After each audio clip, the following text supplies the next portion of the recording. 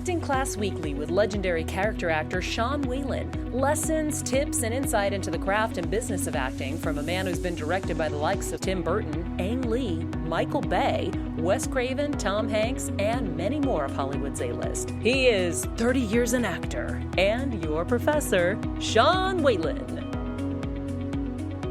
Roxy, Jeff, welcome. Acting Class Week. It feels like a Snuggie sweater day to me. There's no rhyme or reason to it. It's super hot outside. It was cool this morning. We're getting our June gloom in Los Angeles, people who are listening. But for me, I feel like it's a sweater day for me. I like that you were welcoming us. Like, are we welcoming the people? Roxy, Jeff, welcome. All of you guys at home, and not so much. Just Roxy and Jeff. They mean so much to me, but not as much as you two. Oh. I think that's sweet, but also it feels like a big pivot, right? Yeah. I hope they're okay. We care about you. We do. Yeah, we love for those listening. We see you, we hear you. We actually really do love you. We wouldn't do this if it weren't for you. So you're good cover. Keep going. Save it, Jeff. No, by the way, of course I care about all of you. I just had to save and spin because Roxy has been teaching me transitions, and that was me trying to transition. And save like a moment that was weird because I kind of opened the show weird. I feel like quicksand. You can't. I'm just going deeper. Roxy's. I think should we not bail him out? I mean, should we watch? Let's just watch. This is what happens when you take a week off. The rust is. Do you see the rust? I'm like the Tin Man that needs the oil. Everybody likes a rusty look. It's nice to know that something's been worn. Yeah, I'm gonna say, even though you're feeling rusty, you're looking very fresh and clean. Rocks you as well. If I may toot all of our own horns, I think it's a good skin day for the three of us. So for you podcast listeners, hop on the YouTube and I think all three of us are glowing. I'm just gonna say it. Yeah. Wow. I mean, but the problem is with saying that, Jeff, is when you say a woman's glowing, everybody's gonna think I'm pregnant now, which I'm not. So just to clear it up before we start. Roxy's not pregnant. Yeah. Pregnant. The name of the episode. Pregnant.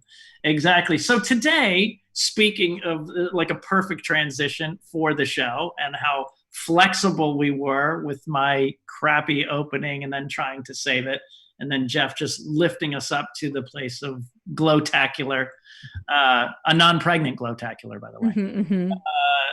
That you have to be flexible. You have to be flexible in this business. And I think it just hit me as I was thinking about personal transitions that I'm making in my life and my career, because things are just changing for me a lot. And then I thought, wow, but that's this business. And it always has been this business for me. And it always is this business for literally everybody that enters this business. It is a roller coaster. It is a high and low, and you have to learn the tools to be able to understand that that's part of it, as opposed to being rigid and getting knocked around and being so rigid that all these changes and ups and downs knock you down as a person that's navigating through this business. So you really have to be flexible, and we're just going to talk about all the different situations where flexibility is key. And some of my own as well that I'm going through right now, trying to figure out in this new entertainment business, where do I fit and how will I fit? I'm excited for this one today, Sean, because I feel like often on this show, I know there are a group of people out there who need a show, but I feel like this one's for everyone. I don't know anybody right now who isn't feeling a little frustrated, stuck, rigid, torn, confused. So especially during this time of quarantine, a flexibility show is very necessary. And also, I do think that there's something to be said about physical flexibility during this time, like yoga and keeping your body right too, but not as relevant. Just saying, flexibility in general, very good for this time. Loving it. Love it. Okay. So before we start, as always, I'm going to do my week, Sean's week. And obviously the song has to be flexible in nature. Whatever that means to you, flexible in nature. We're doing a little, every time Sean's week is always like a little improv game. And it's a flexible Sean's week. Ready? 1, 2, 3. Sean week.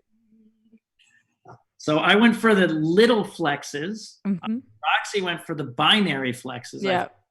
Right? Jeff? Yeah, I don't know what Jeff's thing was. I'm trying to figure out what you're. I need notes here from the actual actors. I did kind of like it's Sean's week. So you were being You are a flexible attitude. Yes. You weren't getting like it's gonna roll. All the changes are gonna roll off your back. It's Sean's week. Yeah, it'll be fine. Whatever happens. Yeah, Sean's week. Flexible in your attitude. I think we need to start having our producer Ryan Nilsson tell us who Sean's week is the most accurate to whatever we're trying to do. Like I feel like we do need to make this a competition at some point. Completely game for that. Ryan Okay. in the booth. All right. So for next week, guys, bring your A game. Bring your Sean's week A game. Well, I mean, obviously mine won this week, so we don't have to go into that. Let's just go forward at this week. Number one, I am so excited on TikTok to be starting my comedy sketch series, Roach the Roommate, based on my 1991 character, Roach from People Under the Stairs. You guys know him and love him, Gabe Greer, from a couple episodes on this show. Gabe is co-writing them with me. I'm paying him as a writer to write these with me. It's really fun. It's basically Roach. The People Under the Stairs house never fell down.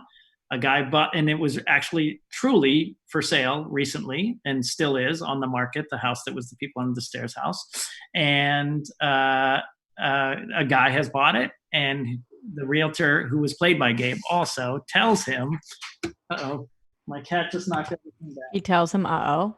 He tells him, he realizes as he's hearing all these yelling and screaming that in the walls that, on page 76 of the disclaimer that I signed said, yeah, you got a guy living between the walls. And Gabe plays that part really funny. I'll have to send you guys those. And that was the first episode. The second episode was about paying the phone bill. And I get back in the old stuff. I got my old fingers. It's fun. It's really fun. I have a question for you, Sean, and because I'm being flexible, it might be an inappropriate question, but I'm gonna ask it anyway. And if you can't answer it, then you can't answer it. But I get stuck in this position sometimes, and I'm curious how you handled this. Gabe is a good friend of yours. You have a project you want to work on. How do you go about deciding that that's going to be something you pay him to do? And how do you go about negotiating with your friends? What is fair? What is the friend and family rate? Do you bring it up? Does he bring it up? Oh, I literally just go, dude, I need to hire you because you're hilarious. And this is what I want to do. And he is my sense of humor in what I know what I was trying to do with this one. I go, I think Doug, I think writing people I've written with, and I go, no, this is a very Gabe thing. Also, because Gabe and I, when we were talking about doing a sketch thing way, way back, we had talked about this like a year and a half ago.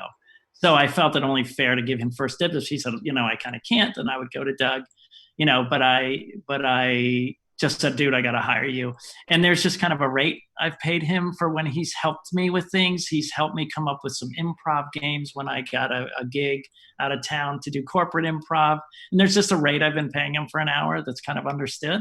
And so it was literally just like, dude, I need to hire you because you're a genius and hilarious. And I want to knock some of these out. And, and he's well worth it because I come in, we were kind of pitching the one time. And then the second time he goes, I've got 3 I'd like to pitch you, and then you go, well worth it. You know what I mean? Right. Totally. So that's kind of the way we handle it. And it's kind of, there's a substitute for my classes rate because he substitutes for my classes sometimes. And then there's like writing me or helping me with improv stuff for corporate gigs and stuff that I pay him. So. Cool. That's great. That's a great question, Rox. Thanks for asking it. Yeah, no, it was. It was really, it's good. And if there was a problem and he said, you know what, I need a little more, then I would be like, okay. Do you know what I mean? But no, totally. Yeah. I just think sometimes, there's like, or you have a writing partner in which you wouldn't pay somebody because they're your partner and you're a duo. And then sometimes you're hiring a writer, or sometimes so especially with the friend line, I always wonder for me, like when I'm trying to get people to come onto projects, is this a barter system? Is this I offer you a rate? Would you tell me if you needed a rate? So I'm sure you've been in situations like that. open, honest dialogue is always the best, I think. You know what I mean? I didn't discuss it, and then I sent him the first payment, and I said, "Did you get the money?" He said, "Yeah, I did. Thanks." So Great. you know what I mean? That is a good question. Playhouse West is reopening, and we were talking about all the things that will be changing. There's going to be temperature checks. There's going to be wipe downs. There's going to be masks for everybody. The classes are limited to 12 people. Did Gavin Newsom's announcement today not affect that? You know what? In all honesty, I haven't heard Gavin Newsom's thing. Gavin Newsom's announcement today was no indoor, so no theaters, no indoor restaurants. Everything has to go back to closed. No indoor groups, gatherings. So I'm assuming that's probably gonna. Yeah, I'm sure. I don't know. He named specifically restaurants and theaters, and then there was some other things that were like said that would be posted, but I don't know what that's. Yeah, in regards to restaurants, pretty much, right? What'd you say? Like, only can you get service sit down in a patio or just outdoor? He said yes. Indoor, no. From what he said. Restaurants, I'm assuming, because we were actually going to go to one tonight. That we were. There's a restaurant called Islands in LA that's been doing it so well, so safely. What islands, Sean? The one in Sherman Oaks has been phenomenal. Like, go find Sean tonight at Islands, Sherman Oaks. Because their patio is tiny. It's got like 4 tables. And but they were so good inside. You didn't have a menu. You had to do, they had the face masks. They all the temperature checks. When you walked in, you saw them clean the table right in front of you. Like, it was phenomenal. Yeah. Stats came out saying that you were 19 times more likely to get COVID in an indoor restaurant than an outdoor restaurant. So that's where that.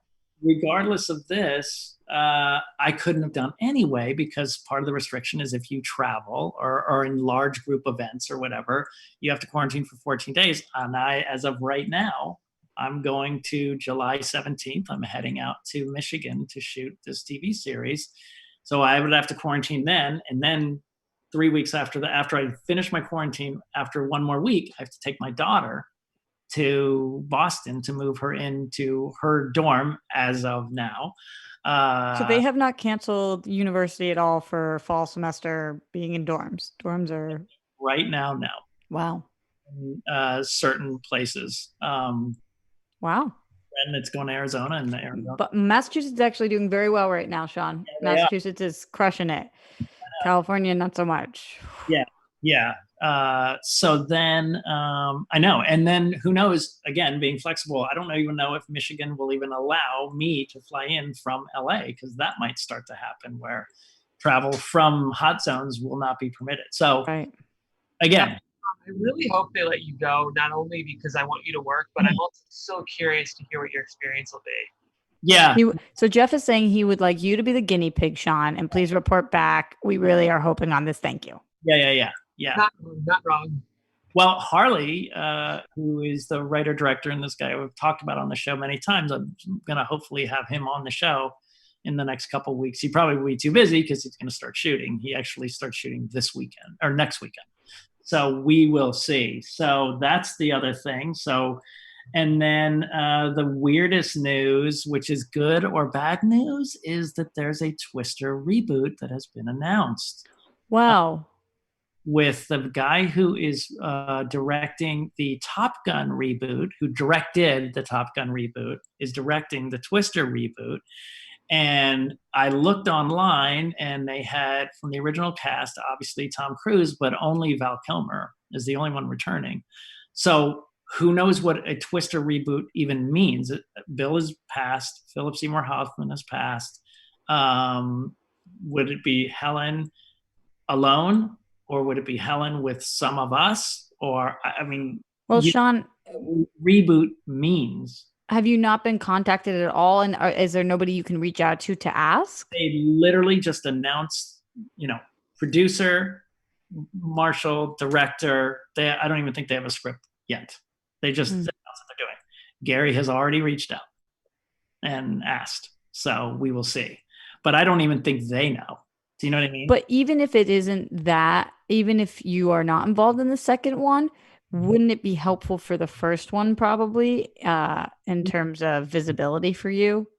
I've been leaning in on that whole thing on my TikTok. So Good. of course I have, and it's been helping me, and boy, you start a debate. What do you guys think about a reboot? You know what I mean? Oof, there's so many people who are like, only if they have you guys, or absolutely not, don't touch it, or, you never know. Yeah. And that's the thing, is you don't know. I would think it'd be fun for them to have cameos, of us, but Sean, what would you want to see in a reboot as a, not even necessarily being in it, but as a fan of it? What would you want to see? Bill was pitching for years around town, a Twister too. And it was always what I always thought. I go, well, a Twister hits a big city, different. The Twister hits a big city and they need to get the Storm Chasers to try to help a big city, but for me, it would be fun to see, a newer generation, what they've done now, and they want to up the stuff. And then, maybe it's one of our kids, or, the team has to get back together to help the new kids. You know what I mean? Like, who knows? Also, I don't know if you saw the Spider-Man and Spider-Verse, Sean, but I like the idea. Oh, first of all, you have to see it. I have. I loved it. He said he loved it. You did. I misunderstood. Sean, it is a little hard to hear you sometimes, like you're coming in and out a bit. I am. Okay. Are you feeling that too, Jeff? A little bit. Okay. All right. Because I didn't hear him say I loved it, but I watched the mouth go. Okay. Either way, what I was going to say is, the old Peter Parker and then the kind of grumpy, grizzled Peter Parker, you guys could be like the grumpy, grizzled Storm Chasers who have to initiate the new ones. Yeah, that's kind of what would be really fun. You know what I mean? But again, I have I don't know, but yes, it will help the older Twister, because, a lot of times when they do reboots, it really spawns people to go back to watch the old one. And it's on Netflix right now, I guess, supposedly. So supposedly, not that I've looked or anything. Not that I know. Not that my fans have told me over and over. But those are my big Sean's week. And listen, we were off last week and we've been kind of sparse, but we love having you, and we are glad that you're here. And Roxy's gonna kind of tell you how to keep you here and keep you interested. Yeah, what's so wild is that I'm so happy about how many people have found us during quarantine, and how many people are tuning into Acting Class Weekly every single week with Sean Whalen. But I would love for you guys to be commenting more, because we want to know what you want us to be talking about this in this time, and in all times, honestly, because that's how we base our shows.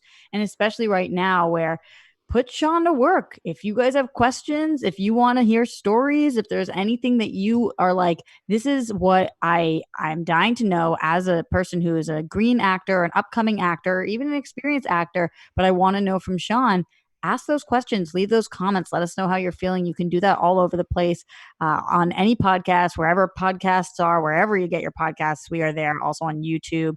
And also, while you are there, we really appreciate it if you give us a 5-star, a thumbs up. It really helps build. I don't know the YouTube algorithms. I can't claim to understand them, but here's one fact I do know. The more comments, the more likes, and the more subscriptions we get, the more people find our show. So that's the way that the YouTubes work. So if you please could do those things, it would be very helpful. And then we can cater the show even more towards you. So please like, comment, subscribe. We all very much so appreciate it. I know Sean said that he cares more about Jeff and I, but for this conversation, we care much more about you. So, I'm going to be flexible and let that call because that's that on the ups and downs. I'm going to ride that down and then take it back up into our subject. Good for you, Sean. Good for you. See what I did there? And then that's another down because I put attention to myself. So right now for me, and I think this is what was inspiring me, is as I started doing a thing, I'm going to have a link tree, and I have this website, Jemmy, Sean Whalen. If you look up Sean Whalen on a website called Jemmy, Sean, can you spell that? Jemi, Jemmy. Jemmy. And Jemmy's so cute. Kind of like Cameo, but it's kind of like Patreon. You can just put up what you want. What I love about it is it's very personal. I have a Jemmy assistant who I get to talk to and do stuff. And I've been doing these quarantine cons, which I've told you, I call them quarantine cons. I do them every Friday, and those have been going really well. And they were like, they started funneling them through Jemmy as opposed to doing them with Venmo and PayPal. And that was getting confusing because people were going, I don't have Venmo, I don't have PayPal, I don't have, you know, so now every credit card, debit card, go to Jemmy on Fridays and you can order whatever you want. I do signed photos and things, but then they wanted more of that. And then I had, you know, action figure, my Roach action figure that I got. And then I got some DVDs of Twister and things like that. And they wanted more of that and more of that. And I started to feel like, oh, I'm spending my day doing busy work, signing stamps, running to the post office, getting more supplies, signing stamps, running to the photo place to get lack of creativity, maybe, or lack of fulfillment in that way. Mm-hmm. Some meaningfulness to balance that. I'm so grateful, by the way, that I have even in a position that anyone ever would want to have any photo of me or have me sign anything. And I know how lucky I am for that, but I am an artist and I want to do that kind of thing. So I've been thinking what I want to do, and then I'm just realizing with Playhouse West, I can't really do anything for at least a couple months because of my trips and the quarantines that are required after each of those trips. Yeah. So I was thinking, what do I really want to do? I want to do some online stuff. And actually the Jemmy people said, why wouldn't you do something where you could send a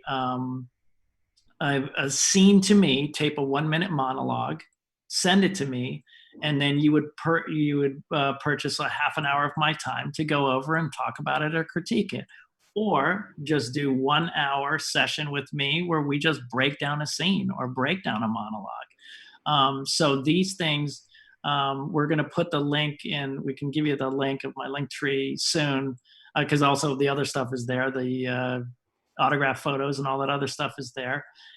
And I want to start, reaching out to you guys that listen to this show who say they would want to coach. I'm not saying I'm going to be your permanent coach or everything, but maybe we can get some one-offs. And then you could always put in the comments, or we do have an email that I started a while ago, actingclassweekly@gmail.com, that you could say, hey, I would love how to act for comedy or a scene study between two people on Zoom, which I could do. Give me any of your suggestions in our likes, comments, and subscribes.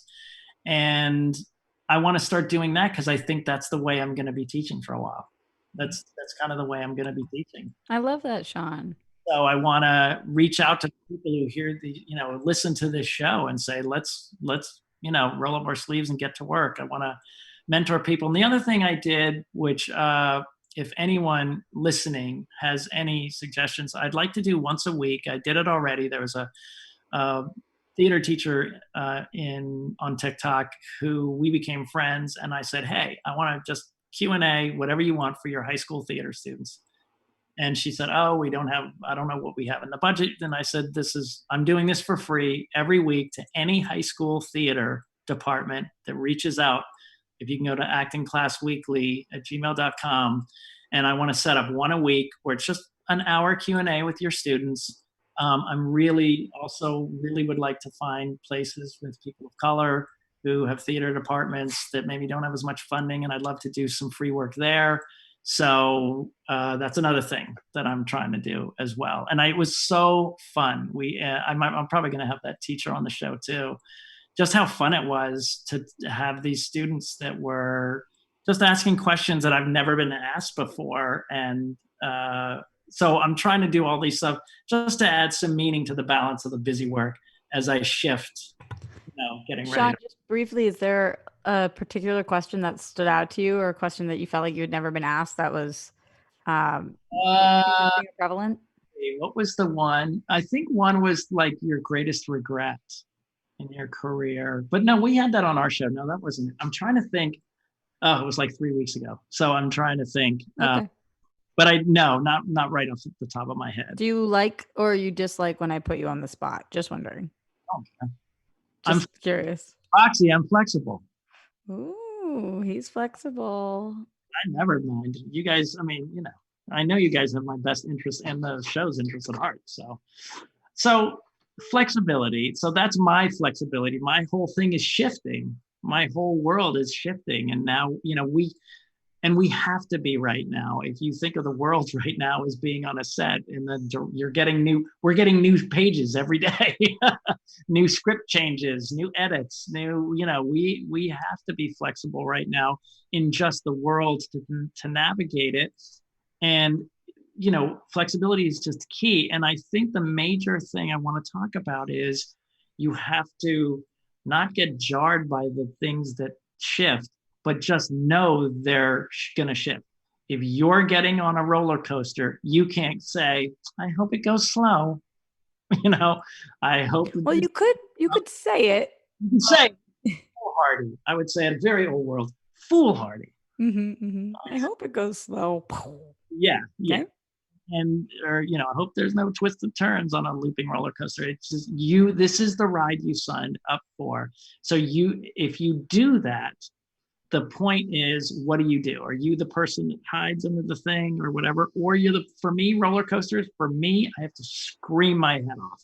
That's how I get through a roller coaster, but laughing, screaming, that's how I love it. So you have to approach it in your way, but at a way that makes sense for you to get through this, where it doesn't become burdensome or you're so knocked around that you can't handle it, because then you've chosen the wrong business. Sean, how many times in your 30 years an actor have you had to remind yourself that?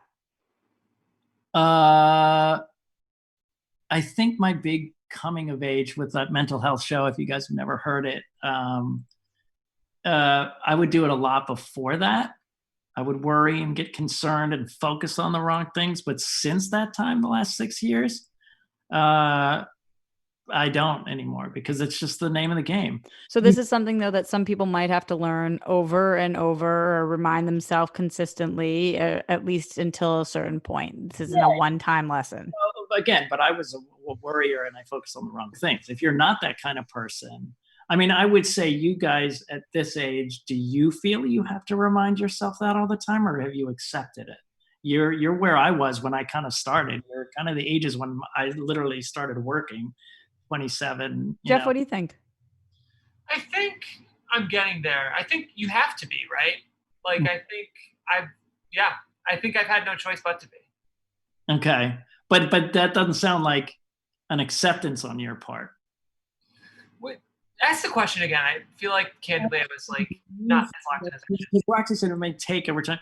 Do you take things? I kind of know the answer because I've been working with you for a while. You don't personally. You don't get over frustrated when there's something wrong. You, more than people, are willing. The question, though, was about how often do you have to remind yourself that this is a roller coaster and you don't have full control over it. Yeah.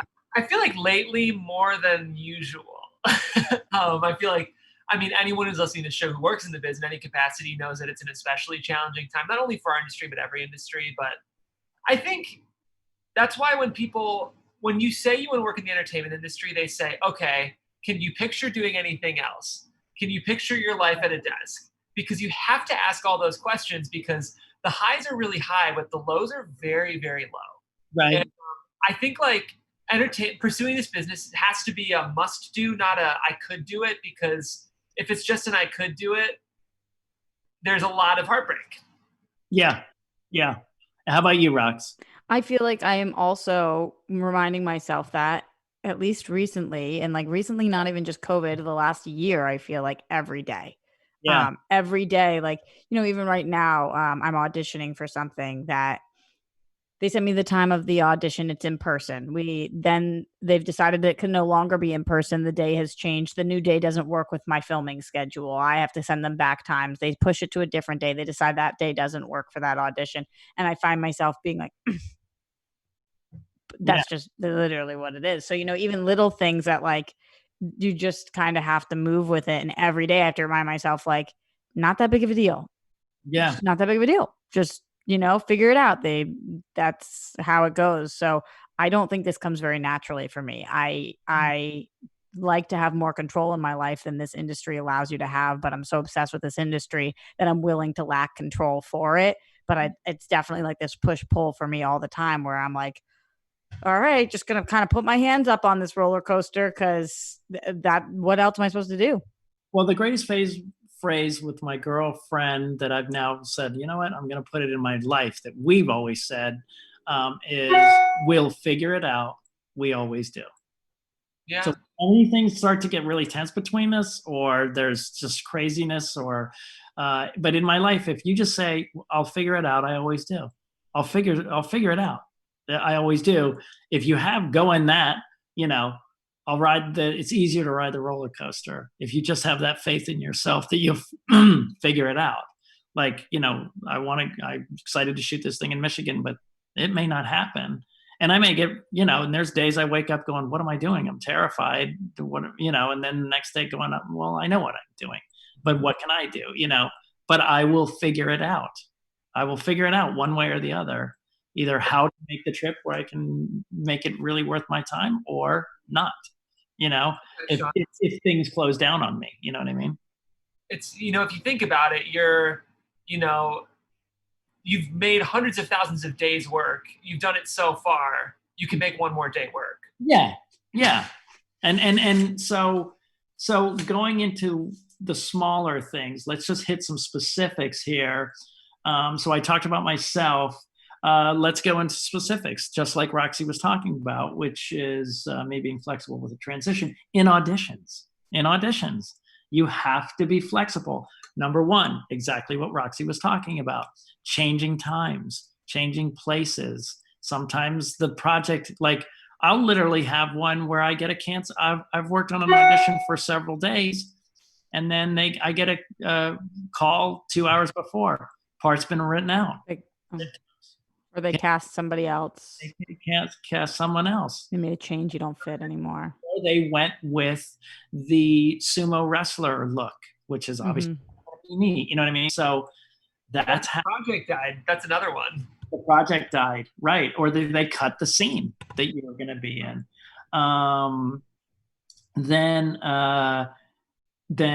So change, and then when you get into the room, they could actually change the script, change the sides. I remember I went into one for a show I really wanted to be on Silicon Valley, and I went in for an audition, and they changed the sides that time. Not the overall arc of it, but just, a good 30% of the lines, and how some were short and some were long, but the gist of it. And oh my God, some guys, because they had an age range, and some of the younger guys were like, you can come back. We're so sorry. You can come back tomorrow. And they were like, and I was like, well, yeah, give me 15 minutes, I mean, of course. And they were just so pleased, and I got pinned for it. And I honestly believe, like, the guy who got it was perfection. And he's so talented and perfect for the role. But I think I literally got pinned because of that attitude. Because can I ask what part? The guy that was obsessed with the woman robot. Remember the woman half robot? I love that role. But the guy who got it I think it was the guy from Jerry Maguire, who I've lost some parts to in the past before. But he looked so much like the guy it was based on. There's a real guy that was based on that I watched the YouTube videos. But it was nothing you can do. How about when you go in and you audition and they say, wait, actually, we want to read you for another role? Yeah, exactly. That's another thing that can happen. Okay. What do you do? Panic, fall apart? No, you have to expect the unexpected in this business. You must. Listen, Twister reboot, it's happening. I have no idea. No idea. But I'll be fine either way, because as Jeff said, it's going to help me with the sale of the old one regardless, and hopefully I'll be able to recreate my character. But I don't know, and I'm not going to obsess about it, because I can't control it. I have to be flexible. The thing I want the audience to hear from you, Sean, right now is that kind of attitude is actually what would bring you back. Like, when directors hear, oh, Sean, oh yeah, he's so flexible, he's so gracious, like, I love him back. So like that exact attitude is the thing that will get you hired. Well, yeah, I could do a whole show about why I should be in the reboot. You know what I mean?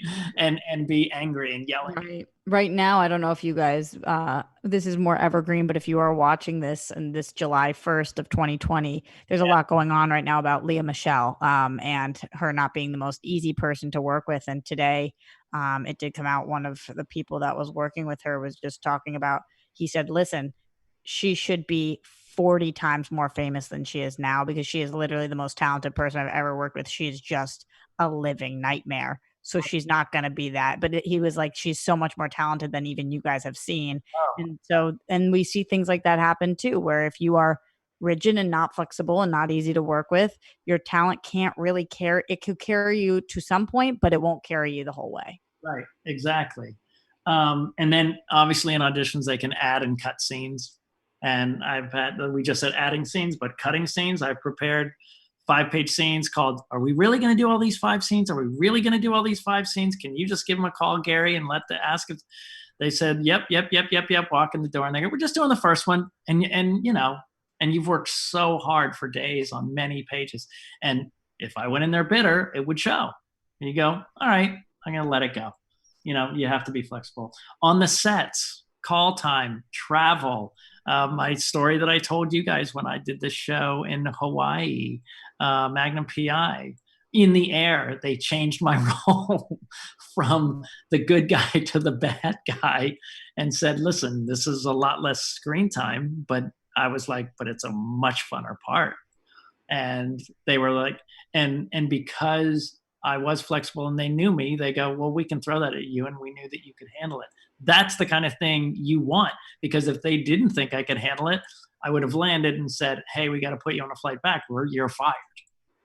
Because they knew I was flexible, because they knew I was flexible in my characterizations and things like that, they could switch me from the nervous, nice guy to the mean guy. That's a great place to be, to think that they even had that faith that I could do it.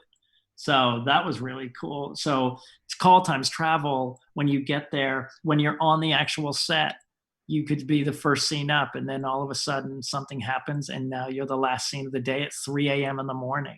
How are you going to sustain your energy? How are you going to have that fresh feeling that you were going to have?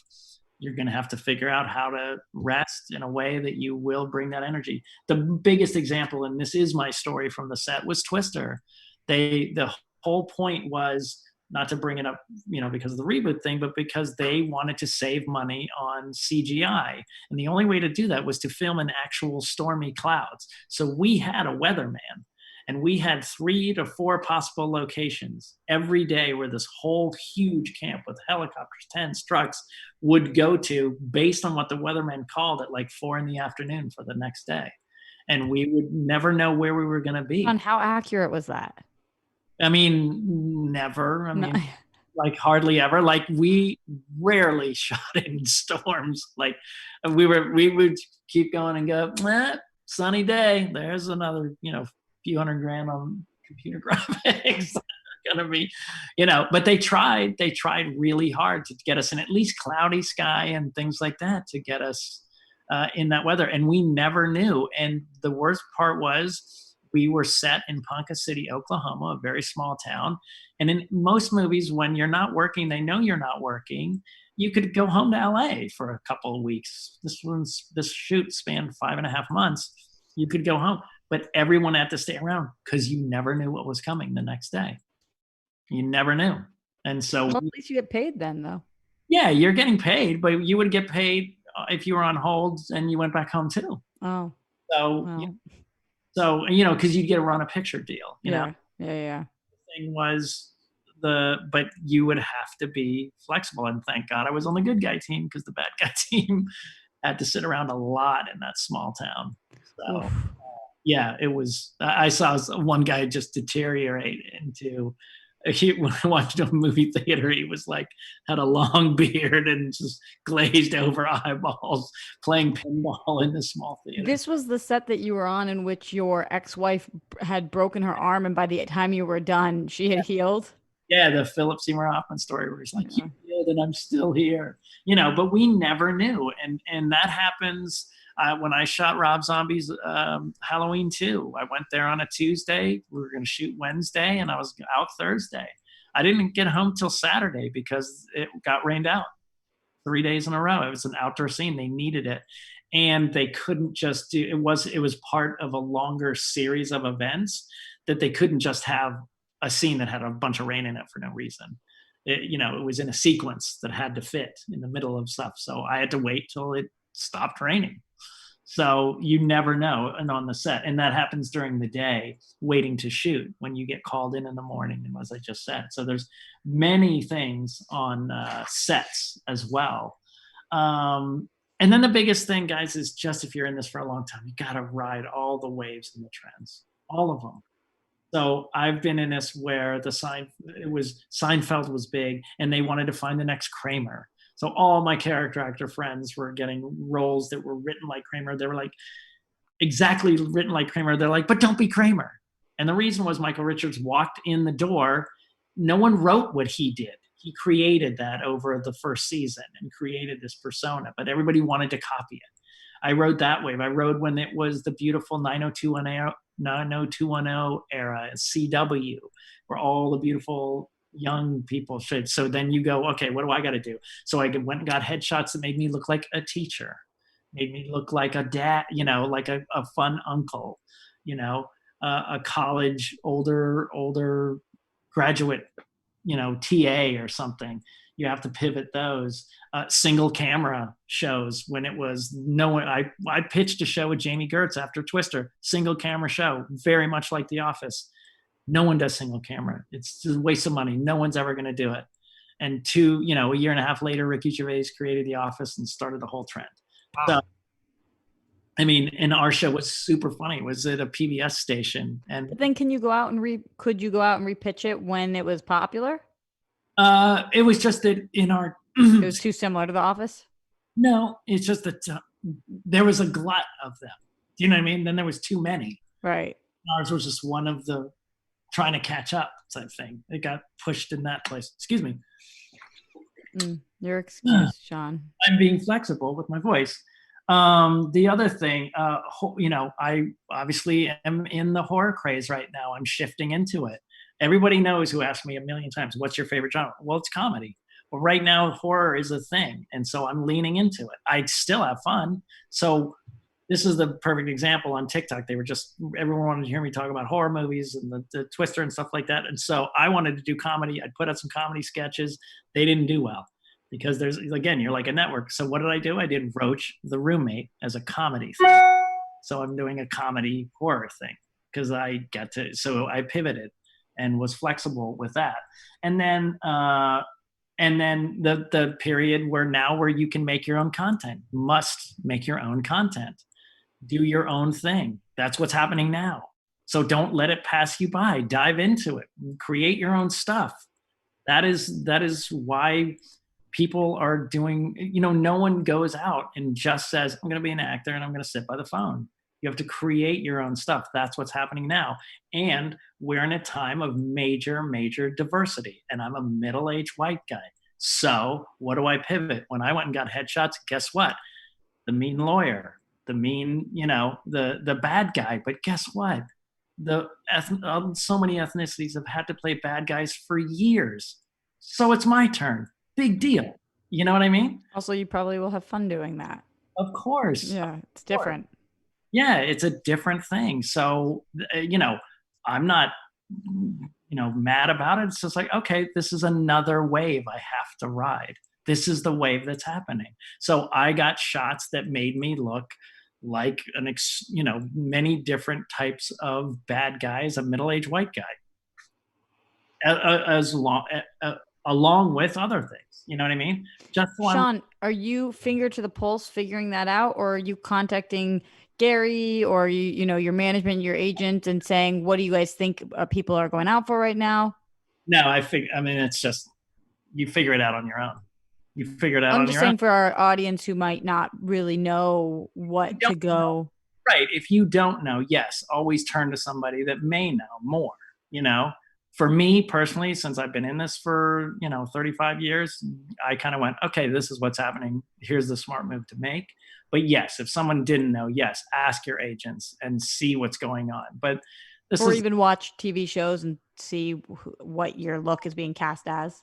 and read the paper, but also you're a human in the world. And right now we are elevating people of color right now. So that's going to go into entertainment for sure. So, be aware of things and then pivot and ride the roller coaster and be flexible. It's not bad. I will be, I had to do some auditions in a scary movie where I had to be a guy that had to yell the N-word over and over as a, really bad townsperson. And, it was rough, but in the story, it was important for what I had to be to tell a really powerful story. You know what I mean? Mm-hmm. Sean, I do want to give a shout out in the chat. He said this before, but when we're talking about evil characters you could play, Weston Ira is still convinced that you sound like a government spy. So, if you're getting headshots, Sean, government spy stuff. Government spy. Mm-hmm. All right. Mm-hmm. Put there in that. I like that idea, government spy. So, these are all the things that we can do. And the takeaway is, I wrote it down, and I know it's maybe not going to sound as good, but the only stability is being prepared for instability. And then ride those waves with a conscious ease as much as you can. So just be the only, what is the thing? The only change that you have to make sure is that there's constant change, The only thing you can be sure of is that there's, I know there's a better. You're butchering it, but I feel you. Butchering it, right? Mm-hmm. What is it? It's the only thing we know for sure is that you know nothing for sure. On is that there's nothing you can count on, or something like something to that effect. Mm-hmm, mm-hmm. Oh, the only constant in life is change. Yes, thank you. I was so close, though, Rox. Jeff, that head tilt at the end was very good. Well delivered. Change. It made up for your Sean's week, very much so. Yeah, I needed that. Mm-hmm. Redemption is yours. I feel sorry for you guys if we're going to compete. It's shameful that you would want that and to put that on yourself. Can I tell you how positive I am that I'm the best every week? I'm shocked and frightened by your delusional take. My assessment is what we call accurate. And, I'm excited to prove that in coming weeks, as I've been waiting for this recognition for some time now. No, I understand. And when you get off and put back on your tinfoil hat, I think that'll be, get you more prepared for a reality check that's coming. And maybe that hat will show a mirror to you in which you could see how wrong you are about how you've been this whole time. Right. I just want to make sure, since we're not in studio, obviously if we were in studio, I would provide you the handkerchiefs for your tears when you lose, but just you have some at your house. Okay. All right. Well, I'm glad that I have a box right here that I can ship in the mail to you immediately. To have the tissues for the tears for next week when you get, solid. Mm-hmm. Savage. So, and Jeff, as always, is Mr. Is just smiling political. Well, he lost already. I can very honestly say I know I'm pretty firmly out of the running if we're doing an acting competition. I disagree with you. You've had some very interesting takes that I would say over the months have. He's not the one voting. You don't have to get on his good side. No, I'm just saying I don't agree that he's out of the running. It's funner to be two people than one. You know what I mean? It's an interesting show idea. I believe we've done an acting class with Rox, but she has experience. It'd be interesting to do an acting class with me, who has so little. That would be fun. Break down a scene. Yeah. That would be really fun. Because the few times I've acted, I have very bad habits. My face goes like this. And I'm not like a super unnatural person on camera, but for some reason when they call action, I melt into a puddle. Kind of interested in that. Mm-hmm. That would be fun. We'd have to be really flexible for that one. So flexibility is key in this industry, in the largest sense, in the smallest sense, and just be stable in your instability and know that you're going to be able to figure it out. And if you go in there with that, then you won't get rocked. I can figure whatever, throw me anything, I'll be able to figure it out. And one of the best examples, and I've talked about books, is Bryan Cranston's book when he went to the producers and just said, this is a comedy show, physical comedy is part of it. Literally throw me anything you want. And he said, I was covered in bees from head to toe. and stung several times because I told the producers that. So, but they loved working with him and writing for him. And he got more recognition because he said that, because he was saying, I'm 100% flexible with whatever you do with me. So you can read that in his biography. So Roxy, where can we find you? Everywhere at Roxy Striar. And also, in case you guys didn't know, every single day at 1 p.m. Pacific time, I do a show live on my YouTube called Live at the Roxy. I've got awesome guests on. Sean has joined me before. Jeff never wants to come on. It's fine. But tomorrow, you at 1 o'clock, when are you going to come on? I could do Friday. Really? Well, Friday I go after DC. It's on one day at 2:30. We'll have to talk up. Okay, we'll talk about it offline. But it's every day at 1 other than Friday, which is at 2:30. Tomorrow I have an amazing guest, Ed Greer. You guys know him from Screen Junkies, but he is a hysterical Black comedian with just like a massive voice and ridiculously talented. So come join me for that if you're watching this live. Yay. And Mr. Funtabulous? You guys can find me on Instagram at Jeffrey Crane Graham. And I'm going to say tomorrow on Maria Menounos' Daytime Show Better Together, we have a 4th of July special with Chopped Chef Judge Mark Murphy, who's going to do some grilling with us. So Whoa! You guys are going to grill on the show? Yeah. Cool. Wow, that's very cool. And you can find me everywhere at Sean Whalen Actor. Please email that Sean Whalen actingclassweekly@gmail.com with your suggestions, and keep a lookout in the next couple days on my link tree that we'll put in the bio for, you can get autographs, things like that. But I'm going to start these acting opportunities to work with me. So, and please, if you know of any high schools that would benefit from a Q&A with me, and especially ones that don't get a lot of funding, people of color, anything, I would love to do that as well. I'm going to be doing that for free. So don't worry about school government budgets or anything like that. Our Q&A on me for high school kids. So as always, thank you for letting me be part of your journey. Our founder, Keven Undergaro, and me, Maria Menounos, would like to thank you for tuning in to AfterBuzz TV. Remember, we're not just the first, we're the biggest in the world, and we're the only destination for all your favorite TV shows. Whatever you crave, we've got it. So go to AfterBuzzTV.com and check out our lineup. Buzz you later. The views expressed herein are those of the hosts only and do not necessarily reflect the views of AfterBuzz TV or its owners or principals.